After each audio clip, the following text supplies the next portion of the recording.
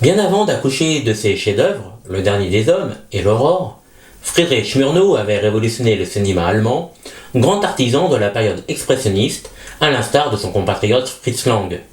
Ce dernier a marqué le courant de son empreinte avec Métropolis et M le Maudit.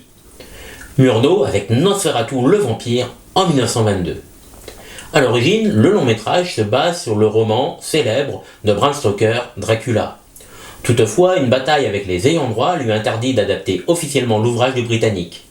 Murnau va donc modifier l'intégralité des noms tout en conservant la structure narrative du roman, afin d'éviter un procès, que lui intenteront tout de même les ayants droit, conscients des subterfuges. Le récit, tout le monde le connaît ou en a entendu parler, excepté qu'ici, les noms sont différents. Au XIXe siècle, le notaire Thomas Sutter est dépêché par son cabinet en Europe de l'Est, et plus précisément en Transylvanie, afin de rencontrer le comte Orlok et de conclure avec lui un contrat juteux. Le comte est en réalité un vampire, qui ne tarde pas à emprisonner Uther. Le portrait de l'épouse d'Uther renvoie au comte l'image de son amour défunt.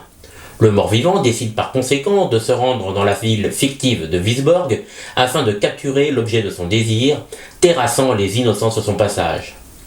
Nosferatu incarne l'expressionnisme allemand par excellence. Son symbolisme, sa maîtrise formelle, sa suggestion par les jeux d'ombre. La peur est instillée subtilement par l'ombre justement d'Orlok qui plane sur ses proies alors qu'il s'apprête à frapper.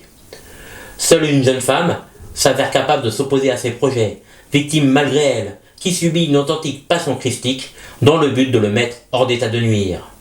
Un film d'épouvante à la portée immortelle, intemporelle, qui confine à la perfection.